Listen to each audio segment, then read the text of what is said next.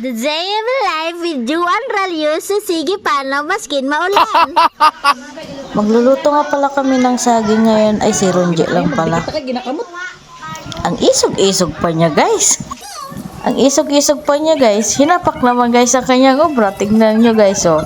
Minikos-mikos na niya guys oh. May mga kukukupak. Isog na siguro kahit pagod na siguro siya magpanit guys oh. Binubungot na siya guys kakapanit ng saging. Ay, nagpilit ang binamaunod.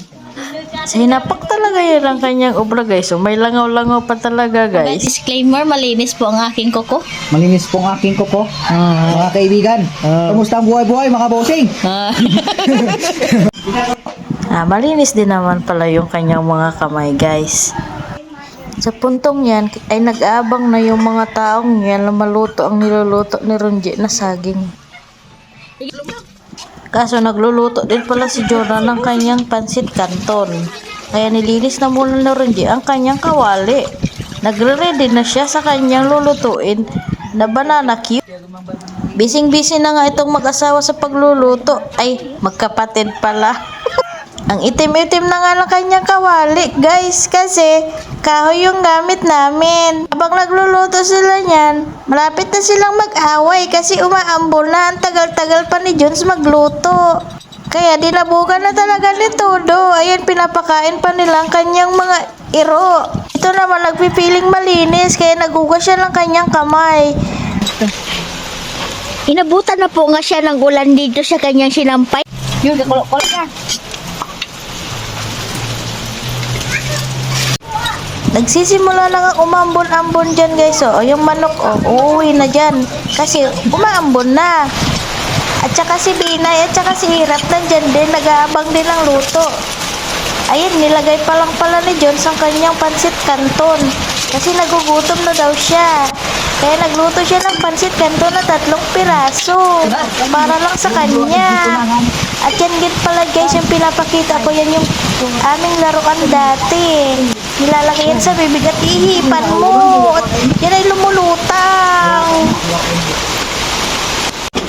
Kung napansin, tapos na pala si John. Sa tayan na si Ronje, naglalagay na siya ng kanyang matika sa kanyang maputing kawali. Eh di wow. So yun na nga, umambon na nga siya ng malakas. Ay ulan na pala yan. Andyan pa rin si Erap at saka si Binay nagpapakyut. At nilagay na pala ni Ronje ang kanyang mga saging na piprituhin. O yan, video ko daw siya para makita kung paano daw kaganda yung pagkamada niya sa kanyang kawali. Sumisirit-sirit pa kasi tumutulo ang bubong. Hindi na talaga ambon ito, talagang ulan na at bumabaha na nga dito oh. Yan, tamang hugas lang ng paa kasi ang lakas nga ng ulan. O yan, nakikita nyo naman.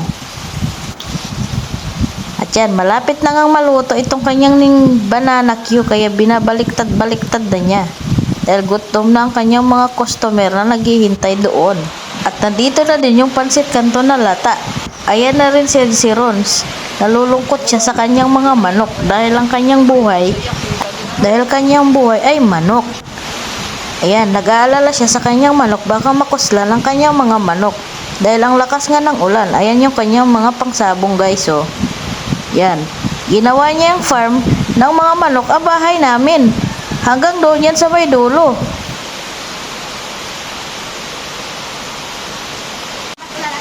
Rain, rain, go away, come again another day. Little Juan want to panihi.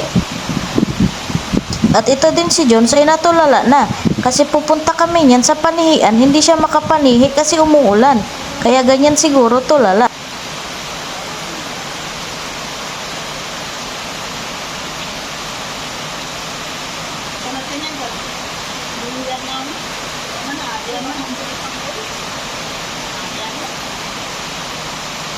Meow, meow, meow, meow. Meow, meow, meow, meow, meow. Meow, meow, meow, meow. Meow, meow, meow, meow, meow. Hindi na nga siya nakatiis, kaya kahit umuulan ay nag-walking-walking na siya. The day of life with Juan Ralyoso, sige paano maskin maulan. At tumigil na nga ang ulan at natapos na din si Ronje sa kanyang pagluluto ng kanyang banana. Oh, ang ganda-ganda pa ng kanyang pagkakamada niyan, guys. Pero hakakakin din naman yan ng mga tao dyan. Ayan, papakita daw muna namin, ibibidyo daw muna namin ang kanyang banana queue. Ayan, mukhang takam na ang mga tao dyan na nakapaligid. May mga taong nakapaligid na yan dyan, guys. Naghihintay na lang sila na magtukob. Tama na na. Teka kaunahong hato. O, ayan, binibidyo ko pa nga, ay naririnig yun naman dyan, may nagsasabing, tama na daw yan, dahil nagugutom na siya. At yun nga, habang binibidyo ko, ay may tao pala doon na nakita, akala niya, binibigyan ko siya, kaya pumunta siya. Ayan, naghihintay na talaga, padila-dila na si Juan, kasi gustong-gusto na niyang kumain. At may mga tao lang nagsipagdatingan, kasi naamoy na nila na luto na ang banana ni Ronje. Neng, oh. Gato yan, itib agto. Neng. Oo, nilaga yan. Itib no.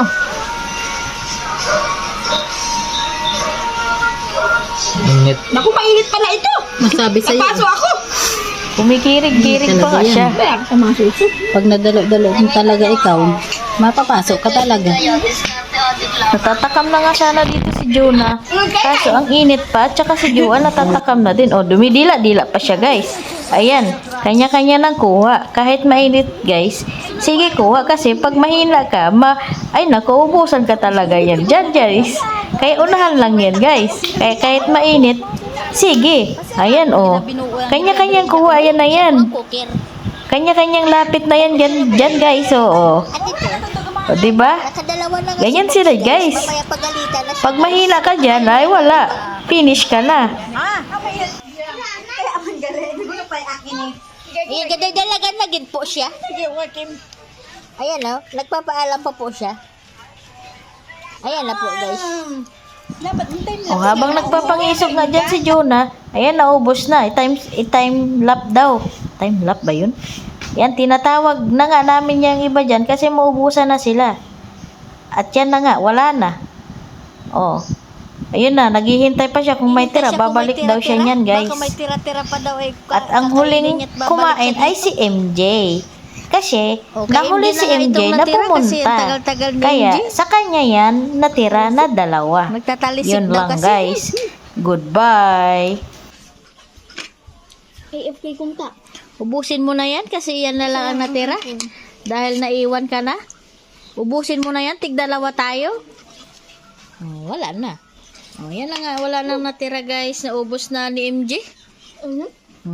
Mainitan gid ko ro siya, guys.